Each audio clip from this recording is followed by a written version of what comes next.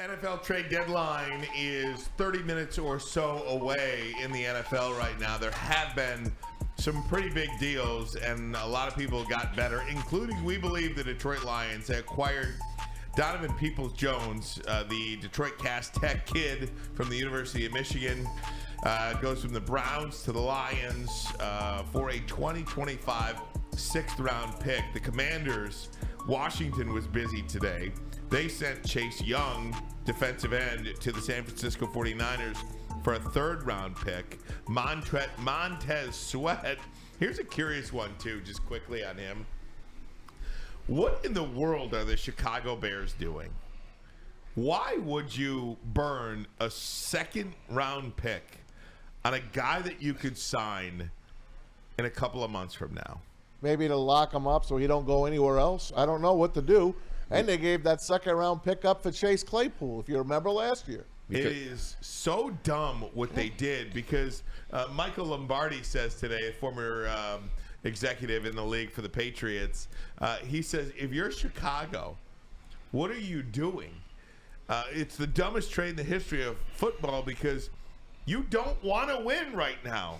So what if Montez Sweat comes up with like a 3-sack game or something like that in week 17 and you win 5 games now instead of 4, and instead of getting a top 3 pick, you go to 8, 9, or 10 because of this, and it totally takes you out of any well, they got 2 spot number of ones. leverage.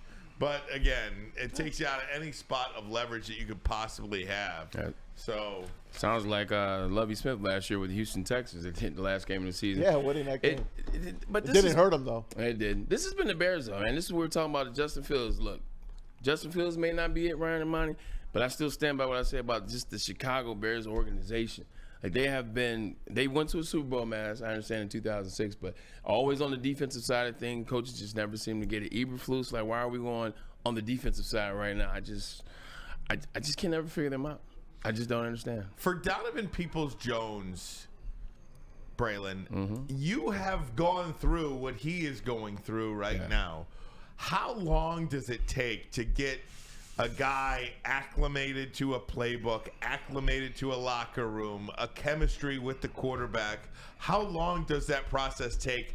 And take me through what is happening at this moment right now with Donovan Peoples-Jones. 2009, I think I got traded right before the trade deadline, kind of like similar type deal. Go from Cleveland, New York Jets, walk in there. Ryan, at the end of the day, it's about what do you want to be? How much work do you want to put in? Like when I got there, I was so happy to be out of Cleveland. What did Cleveland tell you? Who told you? Eric Mangini called me like 6 a.m., 6:15 a.m. And then I picked up. He said, "Hey, come by when you get a chance." So I went in and go in his office, and he said, "Hey, we've moved you to the New York Jets." It took everything in me, like, hold my excitement in. I was like, thank God I'm out of here. But it was the truth. I was so happy to get out of there. But to your point, Ryan, when I got there, I was so happy to get out of Cleveland that I instantly, went up to Mark. Hey, Mark, what's going on? Braylon Edwards. I just stayed in front of Mark the whole time. I was like, hey, you want to watch film? I'm going to watch film. What are you looking for in a Z receiver? Like, what are your favorite routes to throw? What are you comfortable throwing? Let me see the playbook. Let me watch film with you. You trying to get a bite to eat? I'm hungry. You hungry? Like, I just was trying to be with him the whole time. Like, pause. In, like, terms of hitting, like, Was he up for it? He was a kid. Like Mike, he was a USC kid, so USC Michigan has always got kind of a natural relationship there. He was super cool, surfer guy, and we just hung out a lot. But I was willing to put in all the work. I was like, yo, let's watch film. Yo, you want to stay at the facility to 9? I can stay to 7:30. You know what I'm saying? Like, but I wanted to put that work in so he knew he could trust me. Like, he knew I was coming over. I had been in the Pro Bowl, blah, blah, blah. But I wanted him to know that, hey, I'm on your team. Like, I'm working with you. I want to see what you got. So, Donovan Peoples-Jones, my advice to him is he's coming into a situation with a guy that's actually a leader, an actual veteran, an actual guy that's been to a Super Bowl in Jared Goff. If he comes in with that same energy, that same attitude, hey, what do you expect of me? What do you need from me? Boom, boom, boom. Jared Goff is a leader that's going to be appreciative of that. He's going to say, this guy's coming to work. This guy is understanding that we're a team. This guy's understanding that he's one of a whole and not one of one. So if he comes in with that energy, I think Jared Goff and him will hit it off well. He's going to put in some work because Ben Johnson and Jared Goff have been working on this offense for the last 2.5 years. What about the language, the terminology? Like, how – I mean – And my only knowledge from that is by watching that quarterback documentary, and it felt like a foreign language. How quickly can something like that happen? The good news is, a lot of these languages, a lot of these systems, it's only 4 or 5 systems in the league. So a lot of the language is similar. If you get with the right system, I mean, you know how the tree falls. If you're off the Kyle Shanahan tree or Josh McVay or insert coach here, it's a little easier. So I think he's coming from Kevin Stefanski or Kyle Stefanski. So I got to see how that relates to Ben Johnson and what Ben Johnson did. But it's a lot of similar language. At the end of the day, you just got to figure out what the word. Sometimes people use F, sometimes people use X. Or A, excuse me. It depends, but it'll be all right. When you went to the Jets from Cleveland in season, how many games did it take for you to feel like, I got this? I'm so arrogant. We played on Monday night. Like my first game with the Jets was on Monday night. Maz remembers that game. We played the Jets in Miami. They ended up winning on the Wildcat at the end of the game. It was Ronnie Brown to Ricky Williams or something. I was pissed, but caught 2 touchdowns. Like it felt natural. You were ready to go from the jump. I was ready to get the hell out of Cleveland, but I think also too, like spending that time with Mark like that week. So I get traded Tuesday. I get traded Wednesday. So I get there Wednesday, and I get there just in time for team picture. Like, just literally, I'm flying in, they pick me up, they bring me to the facility. They were literally about to take the team photo, so I barely made it. With uniform? Yeah, like with the Jets So uniform. they got everything set for you. So I had everything set, had my locker room, and this one I realized, I'm like, oh, shoot, the Jets are green and white. Wow. I freaking hate green and white. But it was spending that time with him Wednesday night, like Thursday morning before meetings, Thursday night. Friday we went to dinner. We went out to the city, he and the other quarterbacks and me and Jericho Cotchery. Spending that time with him, we had a moment in the huddle. I was like, hey, man, just relax, just throw the ball up. And he did, and so like we started rocking and rolling like week 1. But I spent 4 days with him. Yeah. So number 17 was available, obviously. No. It wasn't. No. So what did they ask you? They asked me what? I was like, give me my number. So they took it from another receiver. What was his name? Wallace something? I took it from. So I was gonna. But is that something they ask you on your way there, so they have the uniform ready for you? 100%. They ask, oh, what number you want? Yeah. I want 17. Oh, that's taken. No, it's not. Okay. But at the same time, too, it's like depending on who has it, you can have a conversation about paying, of course, for the jersey. So I actually just took it and they gave it to me, but then I felt bad and I gave them some compensation. All right, guys. What'd you give him, $100?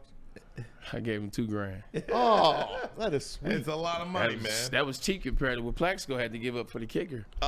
So just sum up for me this trade deadline.